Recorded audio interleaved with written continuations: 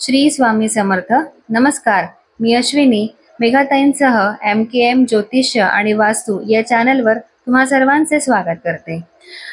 मेघाताईंबद्दल आपल्याला तर माहिती होतच की त्या ज्योतिषशास्त्रज्ञ आणि वास्तुशास्त्रज्ञ आहे. पण आज मला मेघाताईंचा एक नवीन आयाम कळला, तो म्हणजे की मेघाताई रेकी ग्रँड मास्टर ही आहे. स्वामी भक्त आहे, ज्योतिष्य शिकले आहे, ज्योतिषावरती खूप त्यांचे व्हिडिओज आहे, त्यांनी खूप छान छान काम पण केलं आहे. वास्तूमध्ये सुद्धा त्यांचं खूप काम आहे, नाव पण झालेलं आहे. त्याच व्यतिरिक्त एवढा सगळा त्यांचा म्हणजे कार्यभार असल्यानंतरही त्या रेकीच्या ग्रँड मास्टर कधी झाल्या, कशा झाल्या, त्यांचा रेकी सोबतचा प्रवास, आज आपण ह्या सगळ्या गोष्टी जाणून घेऊया. मेघाताई, आपण सुरू करूया की तुम्ही कशा रेकीमध्ये एंटर झाल्या, रेकी ग्रँड मास्टरचा तुमचा प्रवास कसा झाला? नमस्कार. श्री स्वामी समर्थ. मला माझं जेव्हा ऑपरेशन झालं होतं, अपेंडिक्सचं ऑपरेशन झालं होतं आणि त्यानंतर मला 3 महिने मला आराम सांगितला होता. तर या 3 महिन्यामध्ये मला आराम करायचा नव्हता, कारण की घरातली पूर्ण जिम्मेदारी माझ्यावर होती आणि ती जिम्मेदारी पूर्ण कशी पार पडावी, कारण की मला पुन्हा ऑफिस जॉईन करायचं होतं. तर मी माझ्या नातेवाईकांना पण मदत मागितली, पण माझ्या एकही नातेवाईकांनी मला मदत नाही केली. आणि मग त्याच्यानंतर आता करायचं काय, तर मला न्यूजपेपरमध्ये एक छोटंसं आलं होतं की रेकी शिकवल्या जाते, असं म्हणजे असं असं तुमचे फायदे आहेत. तर मग मी त्यांच्याकडे गेली आणि त्यांना म्हटलं की मला असंच आहे. इव्हन त्या दिवशी तर मला म्हणजे असं हात पकडून वगैरे असं म्हणजे मी स्वतः चालू शकत नाही, मला पकडून नेलं होतं.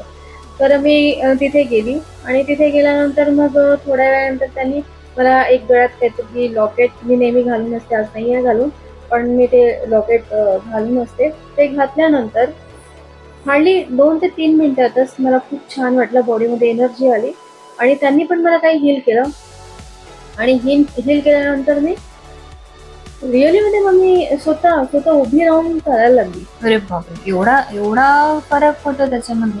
म्हणजे ते एक लॉकेट तुम्ही दाखवाल का आम्हाला कधी ते लॉकेट? हो, आता ते आहे नाही, मी ठेवलं आहे. बरं. तर ते नेमकं मी रोजच घालते, पण आज थोडासा मला वेळ नाही मिळाला, त्याच्यामुळे मी घालू शकले नाही. पण तो लॉकेट तर मी कधी लाईफमध्ये कधी विसरू शकत नाही, कारण की ते लॉकेट घातल्यानंतर मला माझ्या लाईफमध्ये बरेच काही चेंजेस झालेले आहेत. तर त्याच्यामुळे मला खूप आनंद झालेला आणि त्याच्यानंतर त्यांनी मला हील केलं आणि मग एनर्जी ड्रिंक पण दिली. म्हणजे एनर्जी म्हणजे आता एनर्जी म्हणजे ते कार चालवणं नाही की 2-3 दिवस मी कार चालवतो तर माझी खूप एनर्जी आहे. हा, म्हणजे माझा आता येणारा प्रश्न तोच होता की तुमच्या जवळपास प्रत्येक व्हिडिओमध्ये मी ऐकते एनर्जी एनर्जी हा एक शब्द ऐकते. तर मलाही प्रश्नच पडला होता की एनर्जी म्हणजे काय, की आपण दिवसभर कामं करू शकतो आणि म्हणजे कितीही कामं केली तरी मी थकत नाही, तर ती ती ती आपण म्हणतो एनर्जी, तेवढी माझ्यामध्ये एनर्जी आहे बा.